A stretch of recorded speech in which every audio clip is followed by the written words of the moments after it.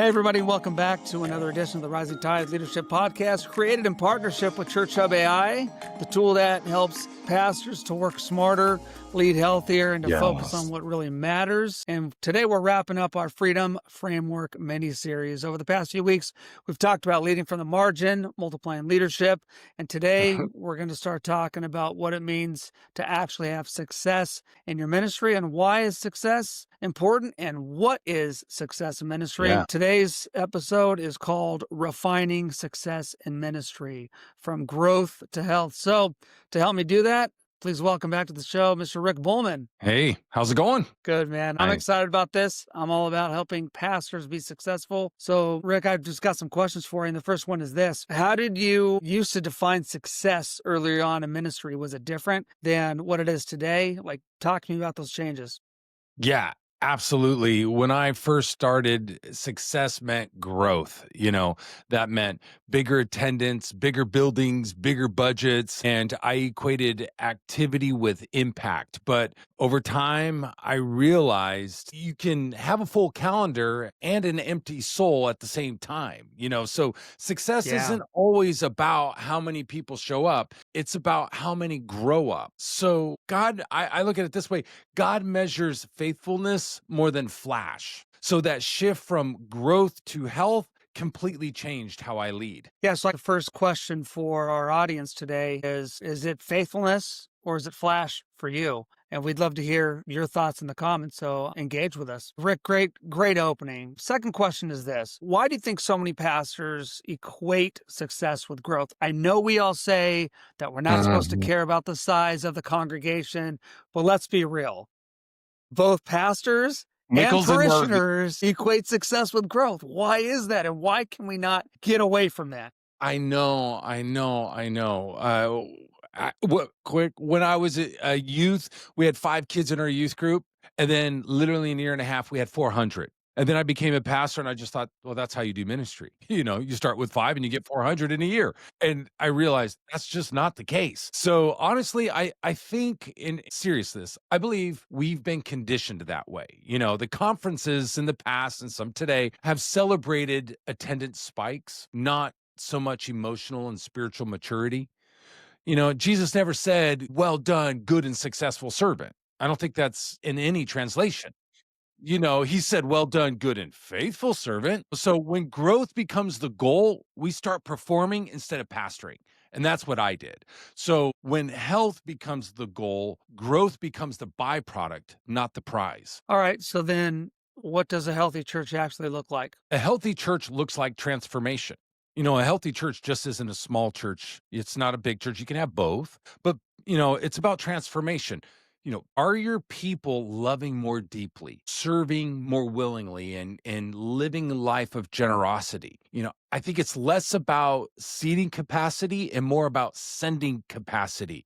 Are you hoarding who comes in because you want it big? Are you bringing people in, equipping them, transforming them, and then sending them back out? I think that's a biblical principle, if I'm not mistaken. Could be. So if your people are being changed, and your leaders are flourishing, that's success, regardless of the size of your church or ministry. Yeah. And for the YouTube audience, what do you think, pastors? What is success for you? Do you agree with Rick? What is your idea of a healthy church? We'd love for you to drop a comment below. Love it, Rick. How do pastors keep focus when the pressure of numbers is constant? Well, God is all about the root, the man's heart. So to me, I would say to answer that question, it starts with identity. You're not the CEO of a company. You're the shepherd of souls. You're not the savior of souls. You're the shepherd of souls. There's a difference. The moment you remember who you're serving and why, numbers lose their grip.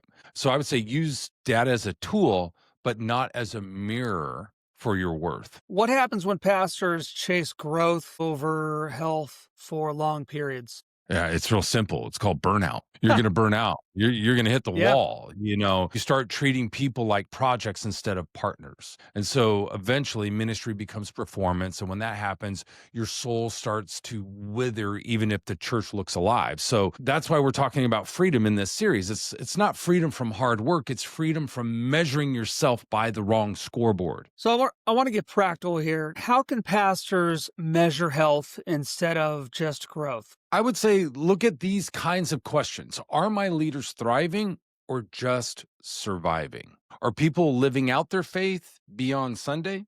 And is there generosity in their life? Is it growing? And then not just financially, giving of their time and their talent and their treasure. So I'd say you track those and you do that by way of conversation, not charts. So, real quick, back to are my leaders thriving versus surviving? It just popped into my head now. I was just talking to someone who works at a university, Christian university, and they are run ragged. They have no margin. They're mentally depleted. And so I would just say even though the person that leads, the university is a great individual, they get so tunnel vision that their leaders are dying and they're not even seeing it. Or if they see it, they put it off to the side. Yeah, we'll get to that. Oh yeah, we'll hire someone. Oh yeah, no, we'll get you help. And it's just because that person's not managing their time well. They're scrambling. It makes everybody else scramble. And so therefore they're not thriving. They're just surviving. And that's not health. And so when your team is dying, let's be Jesus and recognize that and do something about it, not just say something about it. Yeah. Rick, how do we help our teams and our boards embrace a new definition of success, one that you're talking about? I would say it starts with storytelling. Share moments of life changing situations, give testimonies, share the testimonies, celebrate the testimonies, and classify them as these are God-sized wins. Even if they're small, they're God-sized wins. So tell stories, testimonies. This marriage was restored. This many people were baptized. This person finally gave their heart to Christ. This person's entering into worship and they used to avoid worship, whatever it is, but highlight the testimonies. And so when you highlight transformational stories, it re-educates your team on what really matters. And cultures, I believe they shift through celebration. I remember one of my first stops in ministry as a youth pastor. Some of the most powerful things that you could do was to bring these students up onto stage, Absolutely. to share their story or to share their story within their small group. And it's powerful. And when other kids would hear that, they would think, gosh, I want that. So when I became an associate pastor, a group pastor, or a senior pastor, I kept doing the same thing. I would have people tell their stories because they can have the pastor talking to them every Sunday and they could be coming and being faithful, but then they could get on autopilot. But whenever I would bring people on stage or give them a platform, whether it was at a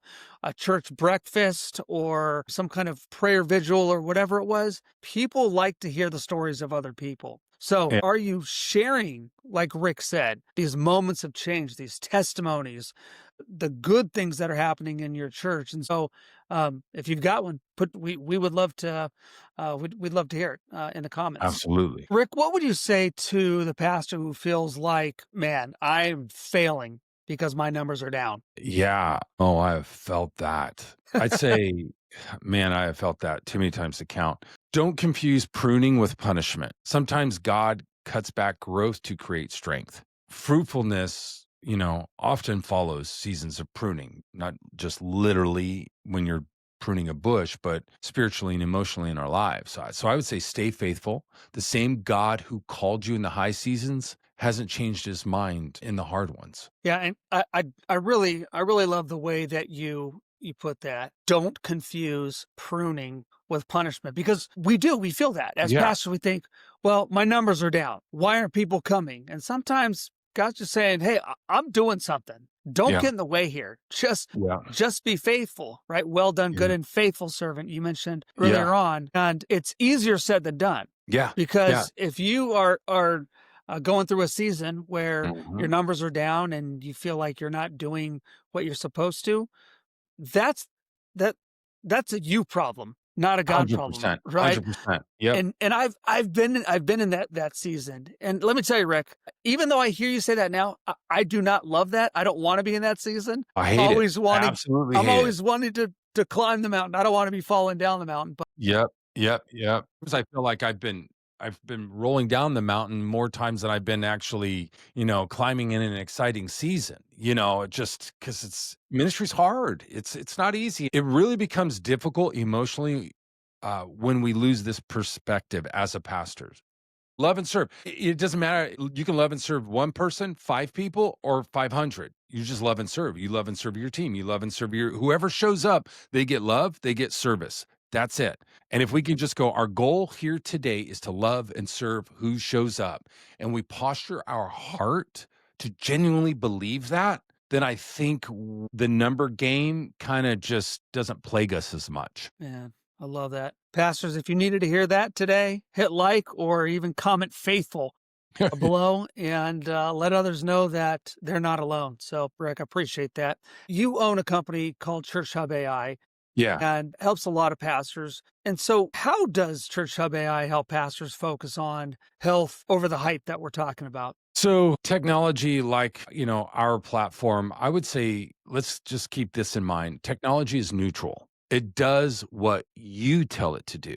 If you use it to chase vanity metrics, that's what it'll feed you because it's about what you're putting in, what you're looking for. But if you use it to simplify your week, communicate more clearly, empower your leaders, it gives you time back for relationships, for pastoring, and that's health. So Church Hub AI, it was built specifically for that purpose, to handle the logistics so pastors can handle people. Man, I love it. I would love to spend way more time with my people than with AI or sitting in front of a computer screen. That 100%. is for sure. Yep. So, Rick, if you could leave pastors with a thought of redefining success, what would that be? It would be this. Your calling isn't to impress people. It's to impact them. Don't measure success by how full the room is. Measure it by how full your people are of Jesus. Health always produces the kind of growth that God wants. Here's the kicker. It's in his timing, not ours. Man, that's so good. It's always on a different playing field. It's just or not playing field, just timetable, I'm glad that God's on his time and not on ours, because my timing is not always right, nor is probably most people listening to this right now. So, yeah. Pastors, if this conversation encouraged you, we would love for you to share it on YouTube or with another pastor that needs to hear it. Maybe if you think somebody doesn't need to hear it, I'll bet you those are the people that need to hear it. Yeah. So, leave your comments, give us your stories of what healthy success looks like for you. Rick, I'm just really excited as we finish up this series and we move into our new series coming up next week. Until then, don't forget to like, subscribe, share, and remember that pastors, you're not alone. And the successes and the failures, just keep moving and let's do this together. So, Rick, thanks so much for being here, brother. Absolutely. We'll see you next time. Sounds good. Thanks, Mo.